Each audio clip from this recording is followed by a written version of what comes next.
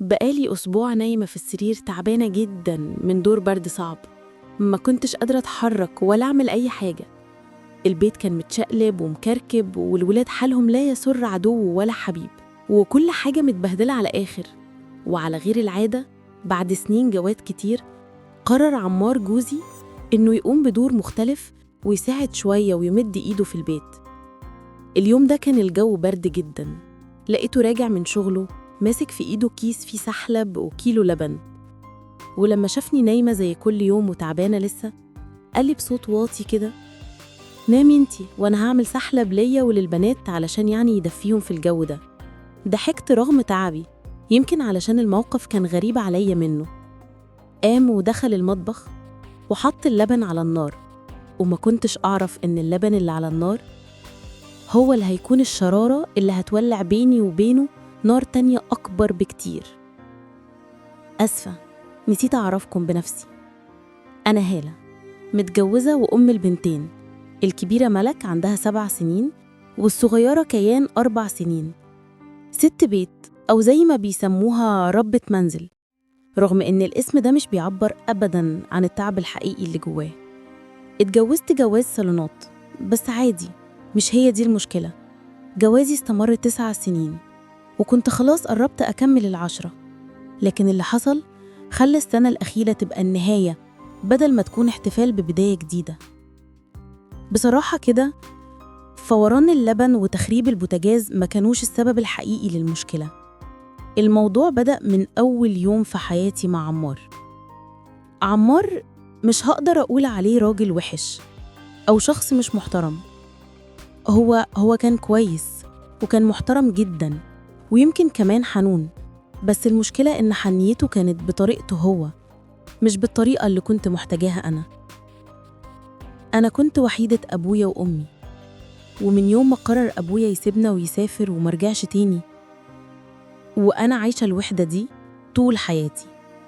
كنت بشوف أمي دايماً شايلة دور ومسؤولية 2، أم وأب. كانت بتحاول تعوض غياب أبويا بحنيتها، وفي نفس الوقت كانت بتحاول تكون حازمة في قرارات كتير، قرارات ما كنتش فاهمة وقتها إنها كانت مضطرة تاخدها لوحدها. كبرت وبدأت أفهم، لكن للأسف فهمت بطريقة غلط. اتولد جوايا مفهوم إن الست علشان تكون ست بيت شاطرة لازم تشيل المسؤولية بكل مضاعف وتعمل حاجات فوق طاقتها علشان يتقال عليها بنت أصول وست ب100 راجل. ومفيش حد وقتها وقف قال لي: لا يا هالة، مش كده. الراجل مادام موجود فهو كمان مطالب، هو اللي المفروض يغير أنبوبة البوتاجاز ويشوف السباكة البايظة ويغير اللمبة المحروقة، هو اللي ياخد البنات للتمرين ويتابعهم مع الكابتن. مش لازم كل ده يبقى على كتفك لوحدك. لكن الحقيقة إن اللي حصل كان العكس. أنا اللي كنت بعمل كل حاجة. في 10 سنين دول كنت الأم والأب والزوجة والخدامة، وهو كان موجود، بس كان ضيف خفي، ولا كأنه شايف. لا، ده مش بس ولا كأنه شايف، ولا كأنه شريك في الحياة دي. ولا مرة قال لي حتى كلمة شكراً، ولا كلمة تسلم إيدك، ولا مرة حسيتني إن اللي بعمله يستحق التقدير.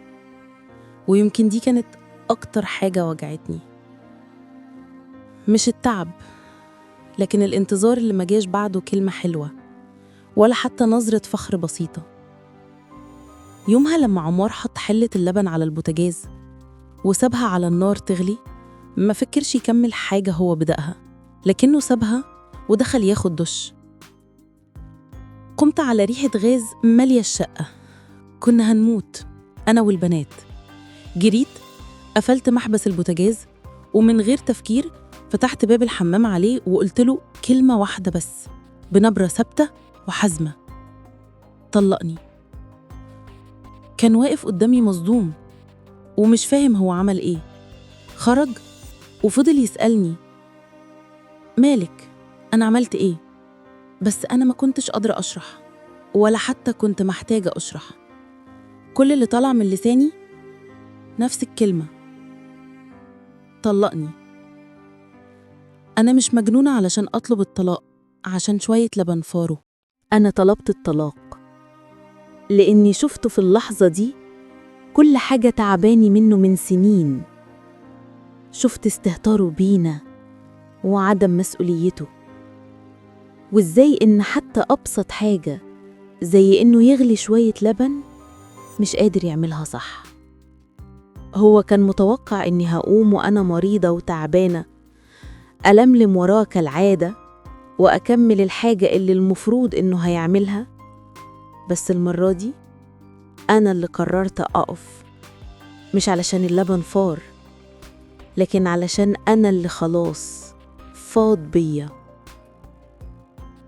أنا مش بحكي قصتي علشان أحرض الستات ولا علشان أقول إن الطلاق هو الحل الوحيد، لكن حبيت أقول حاجة أهم لكل بنت داخلة على جواز، ولكل أم بتربي بنتها على إنها تشيل المسؤولية لوحدها. خليكي عارفة حاجة واحدة بس، انتي ست، والست حتى لو كانت ب100 راجل هتفضل كائن جواه ضعف، محتاج حضن، محتاج ايد تشيل عنها، محتاج ظهر تتسند عليه. مش محتاجة تظهري قدراتك الخارقة علشان تاخدي كلمة شكر، لأن الحقيقة إن الكلمة دي مش هتتقال. اللي بتعمليه النهاردة بمزاجك هيتحول بكرة لحق مكتسب وواجب إلزامي عليكي.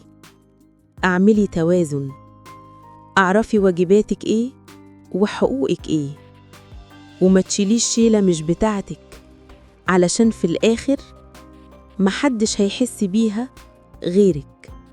ولما هتقفي وتقولي أنا تعبت هيتقالك محدش طلب منك تعملي. يمكن حكاية هالة تبان بسيطة، بس ورا البساطة دي في وجع سنين وفي درس مهم لكل واحدة فينا. خلي صوتك دايما مسموع، وما تخافيش تقولي لأ لما تحسي إنك اتهمشتي أو خلاص مش قادرة تقدميه وطاقتك نفذت. اللأ مش دايما رفض، ساعات بتكون نجدة ليكي من وجع أكبر. الست القوية مش اللي بتشيل لوحدها، القوية هي اللي تعرف إمتى تستعين وإمتى ترتاح وإمتى تقف وتقول كفاية. وبكده نكون وصلنا لنهاية حلقتنا النهاردة. ما تنسوش اللايك والشير والاشتراك في القناة علشان يوصل صوتنا لكل أمرايا محتاجة تفضفض مع سيسيلا. ورابط صفحتنا موجود في صندوق الوصف تحت. وافتكروا دايما اللي بيحس بوجعك هو اللي يستحق يسمعك.